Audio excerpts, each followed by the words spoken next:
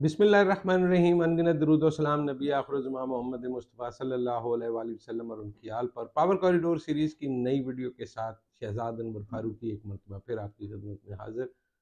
और आज हम बात करेंगे जो दो सूबे अपनी हुकूमत तहलील कर चुके हैं, असम्बलियाँ तहलील कर चुके हैं, वहाँ क्या सूरत हाल है और निगरान बंदोबस्त की क्या सूरत हाल है।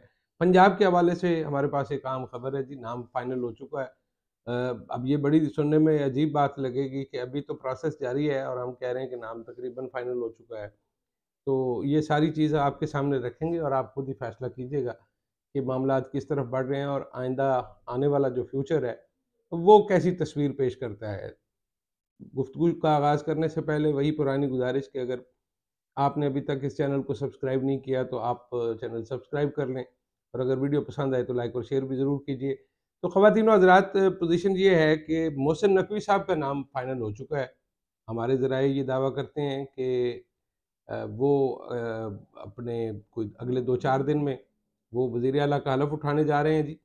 और मैं समझता हूँ कि ये सिस्टम के लिए एक बड़ी ख़तरनाक बात है कि एक चीज़ जो अभी पार्लिमानी कमेटी में ज़ेर बहस आना मकसूद है और अभी कल 2 बजे उसका इजलास है, और नाम वो कह रहे हैं कि जी फाइनल हो गया, और नाम जो है वो मोहसिन नकवी साहब का फाइनल हुआ है। हमें मोहसिन नकवी से कोई प्रॉब्लम नहीं है, लेकिन इस तरह से नाम बाहर आना और ये बताना, तो ये ज़ाहिर करता है कि आने वाले इलेक्शंस जो हैं उनके फैसले भी कहीं न कहीं लिखे जा चुके हैं। और नताइज क्या होंगे ये आप और बेहतर समझ सकते हैं कि अगर चीफ मिनिस्टर का कैंडिडेट इस तरह से फाइनल हुआ है कि जिसमें तहरीक इंसाफ की कोई से नहीं है, और जिस कैंडिडेट के बारे में ये कहा जा रहा था कि उसका पीपल्स पार्टी से बड़ा ताल्लुक है, और उसको अगर इस तरह से कबल-अज़-वक़्त उसका नाम सामने आ रहा है, बताया ये जा रहा है कि इस बात का इंतज़ाम कर लिया गया है कि वही हलफ़ उठाएँगे और दूसरे साहब जो हैं वो अभी इस तरह से नहीं होंगे। तो कहने का मकसद ये है कि जब तक हमारे सिस्टम में मौजूद चीज़ों को रेक्टिफ़ाई नहीं किया जाता, चीज़ें ठीक नहीं होती, उस वक़्त तक ये मसले मसाइल और प्रॉब्लम रहेंगे। अगर खुदा न ख़ास्ता चीज़ें इसी तरह से तय होती रही तो इसका मतलब ये है कि आने वाले आम इंतख़ाबात भी इसी तरह से किसी न किसी मसले और मसलियत का शिकार होंगे। और इमरान ख़ान, जिनके बारे में ये कहा जा रहा है कि शायद उनकी सेहत सिस्टम में उस तरह से नहीं रही और चीज़ें एकतरफ़ा तौर पर कहीं तय हो रही हैं, तो फिर उसके बाद इमरान ख़ान के पास क्या रास्ता रह जाएगा सिवाय सड़कों पर आने के। और ऐसे नताइज जिनको शायद वो तस्लीम ना करेंगे, उनके पास सड़कों पे आने के अलावा दूसरा कोई रास्ता बचेगा भी नहीं। क्योंकि जिस तरह से ये चीज़ें चल रही हैं, और आज जो वज़ीर आला पंजाब हैं इस वक़्त, आप समझ लीजिए कि वो परवेज़ इलाही उस वक़्त तक तो रहेंगे जब तक केयर टेकर वज़ीर आला नहीं आता। तो परवेज़ इलाही का बयान ये आया कि हम जो है वो रज़िस्ट करेंगे और इलेक्शन कमिश्नर का लगाया हुआ जो वज़ीर आला है उसको कबूल नहीं करेंगे, उसको अदालतों में चैलेंज करेंगे। इसका मतलब ये है कि उनको पता है कि कौन आ रहा है, वो कि उनकी भी रिश्तेदारी है मोहसिन नकवी साहब से। लेकिन वो जब ये बात करते हैं तो इसका मतलब ये है कि उनके पास भी इत्तलात यही हैं कि फ़ैसला हो गया है, और फ़ैसला उनके दिए हुए नामों में नहीं हुआ, बल्कि ये नाम किसी और तरह से तय किया जा रहा है। तो ये सूरत हाल है। दूसरी तरफ अगर हम खैबर पख्तूनख्वा की तरफ जाते हैं, तो वहाँ पे गवर्नर ने कल समरी पर साइन कर दिए थे, जिसका मतलब ये था कि वहाँ पर फ़ैसला साज़ी का प्रोसेस कुछ और है। पंजाब वाला नहीं है, चूँकि बलीग़ रहमान जो कि मुस्लिम लीग नून के थे, उन्होंने उस पर दस्तखत नहीं किए, और उसके लिए उन्होंने ये दलील अपनाई कि वो असम्बली तहलील करने के मामले में किसी तरह से हिस्सेदार नहीं बनना चाहते।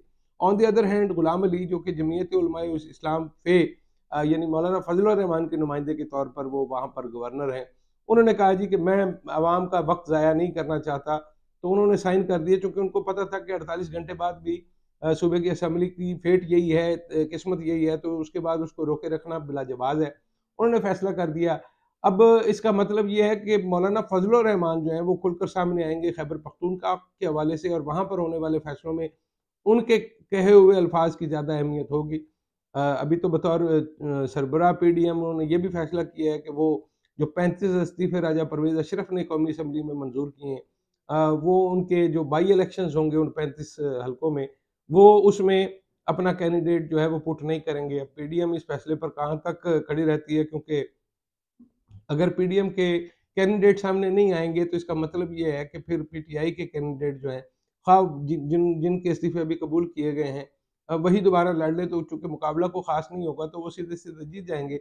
तो फिर इस प्रैक्टिस का मकसद क्या है? इस प्रैक्टिस का मकसद सिर्फ़ यही है कि जो वफ़ाक में असम्बली है वो चलती रहे और वो अपना काम करती रहे। क्योंकि अब ईवान जो है वो अधूरा हो गया है और नो कॉन्फिडेंस वाली बात थोड़ी पीछे चली गई है।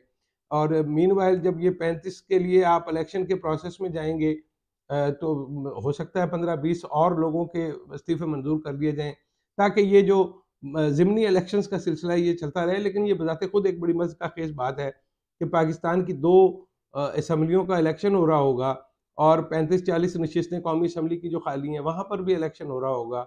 लेकिन पूरे मुल्क में इलेक्शन नहीं हो रहा होगा और हम तकरीबन उतना ही खर्चा कर रहे होंगे और उसका जो भी मैंडेट आएगा, उसको कौन तस्लीम करेगा, कैसे तस्लीम करेगा और जिस तरह से केयर टेकर के फैसले किए जा रहे हैं, उन फैसलों की क्या अहमियत होगी, ये सारा मामला अब आपके सामने है। आप इस पे ज़्यादा बेहतर तौर पर अब रायशुमारी रायज़नी कर सकते हैं और यकीनन मैं समझता हूँ कि ये पाकिस्तान की अवाम का हक है कि वो फैसला करें कि इस मुल्क को किस तरह से चलाना है और बंद कमरों में जो फैसले किए जा रहे हैं, अब उनकी मुस्तकबिल में कोई गुंजाइश नहीं। लेकिन ये हम सिर्फ बता सकते हैं, इस पर अमल दरामद आप लोगों ने करवाना है। अपना बहुत सारा ख्याल रखिएगा, मिलते हैं नई वीडियो में। अल्लाह निगहबान।